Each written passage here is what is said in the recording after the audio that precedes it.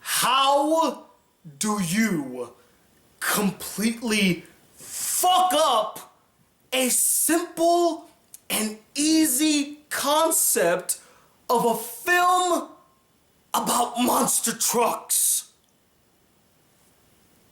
How?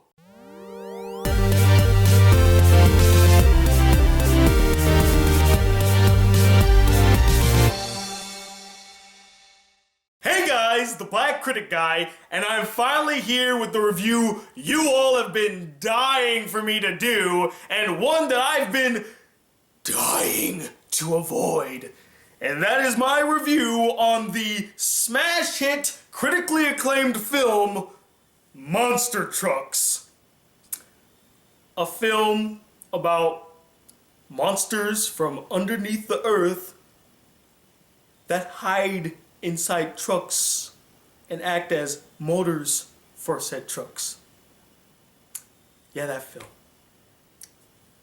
Let's get into it. So the absolutely ludicrous premise of Monster Trucks follows this one high school guy whose name I can't remember for the life of me because the character is just that forgettable. And he works at this dump or auto graveyard or repair shop. It's basically where they take the total cars in order to get crushed into cubes. That's where he works. And he stumbles upon this weird creature with a lot of tentacles who apparently drinks oil in order to get sustenance because it lives underneath the ground in these water tunnel reservoir things, and I guess it's rich with oil in there too, which just brings up the question, like, how do they find the oil in the water to get the You know what?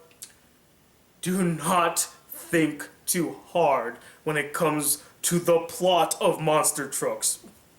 Do not. Because you're just gonna ask yourself more and more and more questions, and it's gonna get more convoluted and more convoluted. Let's just get back to it without questioning it, okay? So he finds this creature, and he's trying to expose it to his stepfather, who's a cop, but he just doesn't believe him. He's just like, oh, you kids trying to trick me. You're wasting valuable time. How dare you? And he finally gets the creature to go inside of his truck. So he's like, oh yeah, I finally trapped it. But oh no, these mysterious bad guys dressed up in all black, riding black trucks.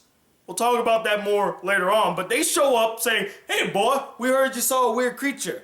Where is it? And all of a sudden, his mind just switched into protect mode, like, oh, I have no idea where this creature is. You know, it could be anywhere. It could be over there, it could be there. And he escapes with the creature. It's hiding inside his truck, and now the creature is acting like the motor for his truck. For some reason, that just happens. And now he goes on this trip to get him back to where he belongs, but at the same time also save his family.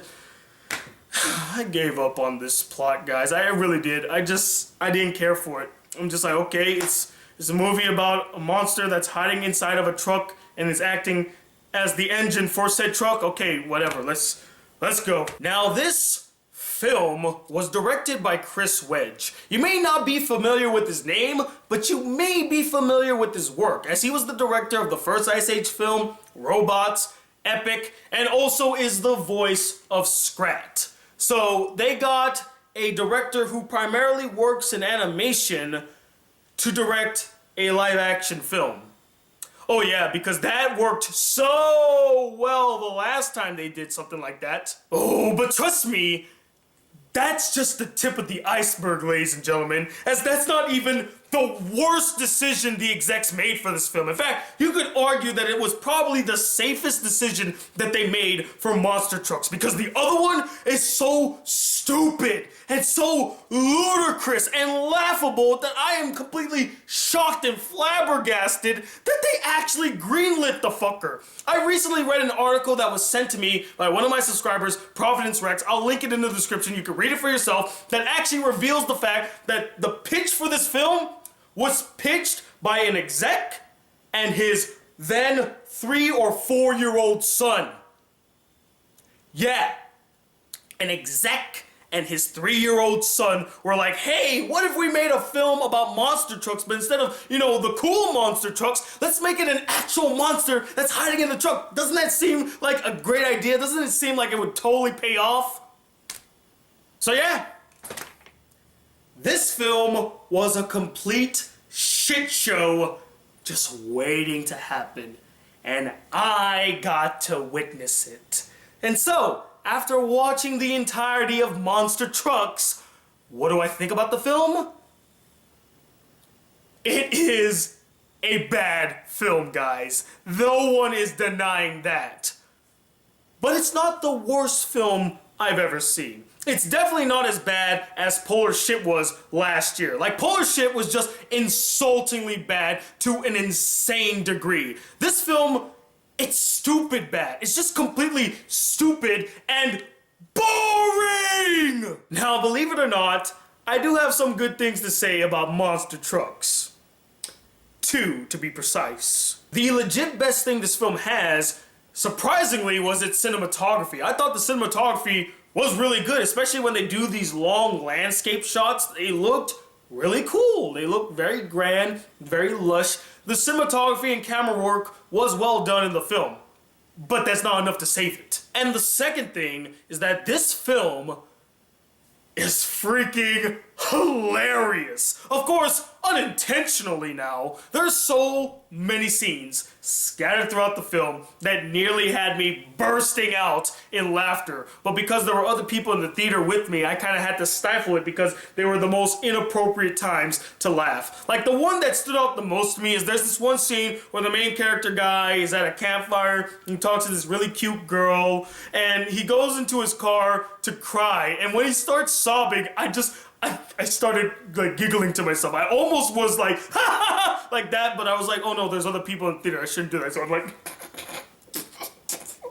but besides those two things, this entire film and all of its problems can be addressed with this simple, handy-dandy handbook. I'm not shitting you guys. Monster Trucks is the most derivative and cliche family film I've seen since 9 Lives. It follows the BCG cliche handbook verbatim. All you gotta do is turn to the chapter regarding family adventure films and go to the subsection E.T. ripoff, and you will see it right there. It follows it word for word. I mean, seriously, the film is basically E.T. I mean, think about it. It's about a guy that finds a creature and befriends this creature, forms a little bond with it, but oh no, here comes the evil government / corporation that wants to take the monster away from the boy, rip them apart so that they can experiment on him or hide him or kill him. But he's like, no, you're not gonna do that. I've built a strong bond with them. And so he goes on the run from the law / company thing, teams up with other people, and then they embark on this journey. They get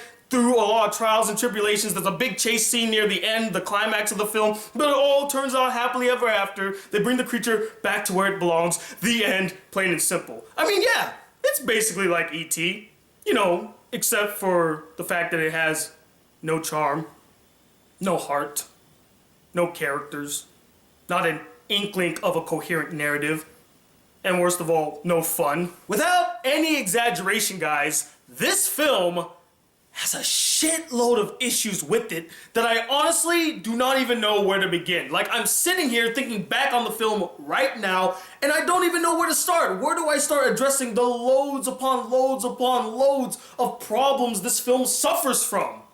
I mean, I guess we could start off with the story. Not only is it derivative and cliche and basically ripping off E.T., but there are so many elements in the story that just don't make sense, don't lead anywhere, and honestly weren't that necessary. Like, there's this whole subplot dealing with the high school guy and his relationship with his stepfather and his father that's never really explored. Like, you get an understanding that he doesn't really like his stepfather, they don't really bond that much, they have this kind of clash and rivalry, but then by the end of the film, they're gonna grow to love each other, but there's no inkling that they were ever building up to this point, like they were going to respect each other by the end. And then we got the whole bond between the high school guy and his real father, who I honestly thought was dead. I thought they were gonna resort to that cliche of a dead parent, but no, it's a deadbeat dad this time, and he sells his son out even though I don't really understand why. They make this whole big deal, like the high school guy has pictures of his dad, so he thinks fondly of his dad, but we don't really have an indication or an understanding of what his relationship with his father was like. Was it good? Was it happy? Why did the dad leave? I mean, they don't even explain why the dad leaves. He's just out of the picture because I guess they got a divorce for some reason. What, was he a deadbeat? Was he a drunk? Did he not pay up? Did he put his family through shit? No, there's no explanation, just nothing. Yet this kid's supposed to be really fond of his dad for some reason. Why? Again, there's no explanation. This entire subplot, honestly, didn't need to be in the film. It could have been taken out. And guys, that is just one of the many subplots in this film that add absolutely nothing, are not really necessary, and just add to the runtime of the film. There is a ton more that I could go into, but I'd rather not. We'll be here forever. And not only was the story a generic mess, but the one thing I found the most insulting about the film is that for a film called Monster Trucks, where the fuck were the real monster trucks? You know, the big vehicles with the big wheels that would jump over things and crash into cars and just destroy everything in their path. You know what I rather would have seen? I would have rather seen a film following a bunch of monster truck drivers that are also criminals, and whenever they would rob places like banks or other places, instead of using a regular getaway car, they would use these monster trucks. Maybe even do kind of like a Fast and Furious thing, but with monster trucks. That would have been a much more exciting film to see, but no! They said, hey, you know what would be clever? What if we actually put CGI monsters into the bed of the trucks, and they're monster trucks? Isn't that just so clever? Isn't that so unique? No movie. The most aggravating thing of all, in my opinion, is that there is actually a very, very, very, very brief scene where the main character is watching TV, and guess what's on the TV? Go ahead, guess what's on the TV? That's right, actual monster trucks jumping over things and landing on cars. It only lasts 5 seconds, and then that's it. That's the only hint of real monster trucks in the entire film. A little Easter egg that's just kind of there to kind of tease us in a sense, which I found very painful and aggravating and insulting. Like, seriously, you're gonna tease us with real monster trucks when you could have put real monster trucks in your film? You might see that as a nitpick, but for me personally, that just infuriated me. I'm like, that's what I want to see, not this. But the film doesn't just offer us a terrible story now. Oh, no. It actually commits and goes all the way and gives us equally terrible characters that are so weak and poorly developed that you don't even give a shit about a single one of them. I mean, starting off with the villains, I'm gonna start off with the villains here. These guys are just carbon copies of your generic cliche villains you would see in a family adventure films. I mean, just take the villains from any of the Transformers films, take the villains from E.T., take the villains from Earth to Echo, put them in the film, they're the exact same. You know, they're these guys that wear all black, even wear black shades, drive black trucks, and freaking tailgate, follow each other, and I'm just like, wow. Really? So we're resorting to these cliches, huh? Okay, fine. You know what? I'm sure the boys at CinemaSins are gonna have a blast when they finally do one on you guys, if they ever do. And those guys were just the henchmen, mere appetizers to the main course of derivativeness that is the main villain, played by Rob Lowe, who, shocker, is this uptight businessman that doesn't care about the environment. Nah, I don't give a shit about the environment. All I care about is money. I need money. And that's all I care about. We're gonna be filthy fucking rich. Don't you understand? So we need to get these creatures, we need to dig through their ecosystem so we can get the oil. That's all we care about. Jesus Christ. At the very least, you could have had fun with this character. Make him something that's entertaining, you know, ham it up for the screen, you know, make him over the top or crazy or megalomaniacal, something like that would make him just a wee bit interesting and a little bit more fun to watch. But no, the film and Rob Lowe's performance, they play him totally straight. They take him way too seriously and they totally miss the fucking mark. They could have made this character funny as hell. Like this over-eccentric businessman that is driven by money to an insane degree, which made him kind of a hoot. But no, he's just generic. generic businessman that cares only about the money and nothing else, and that's all we get. And I haven't even touched on the main character of the film, who's played by the same guy who played Havoc in all those X-Men movies. You know, that one character that no one really remembers and no one really gave a shit about, to the point that when he died in X-Men Apocalypse, it had no emotional reaction from the characters to the audience. You're just like, oh, he's dead now. Yeah,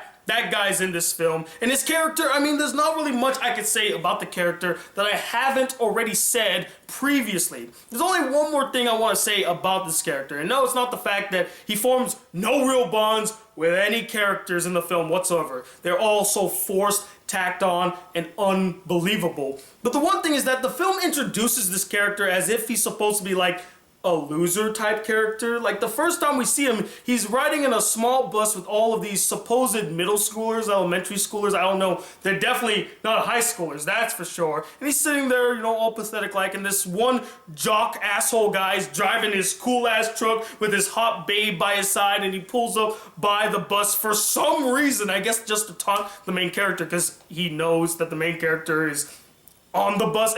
Don't question it. Don't question it. But he pulls up to the bus, sees the main character sitting there all pathetic like, and he looks to the main character and is like, oh, are you sad that you don't have this sweet ride and this hot girl by your side? Well, too bad, loser. And he just like drives away. So I'm like, oh, okay, so he's a loser type character. That's the type of character we're following. But there is no other evidence throughout the film that would support the claim that he is a loser loner type character. I mean, after that one scene, the character just seems pretty normal. Like, not only does he have dashing good looks, but he seems to work well with others. He seems to be able to talk to others. He might be a bit distant, but he's definitely not a loser. And don't even get me started on his love interest. Oh my goodness.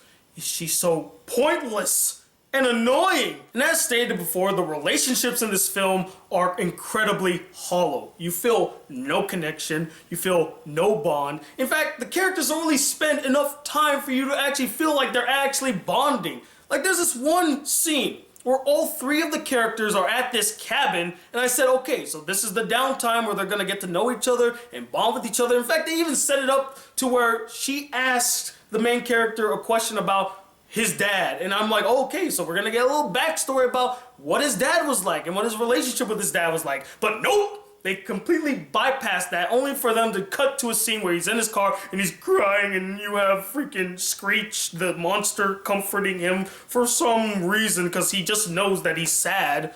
Because, you know, he's seen sadness before. And the final problem with this film is that all the action scenes are so boring. They have no unique flair to them. They don't really excite you or engage you. I never felt the weight of these action scenes. I never felt what was at stake in these action scenes. I'm just like, oh, okay, look at those visuals. Oh, look, he's jumping on rooftops. And oh, look, that one monster thing grabbed the other trucks and threw them up and made them flip over. Oh, cool, I guess.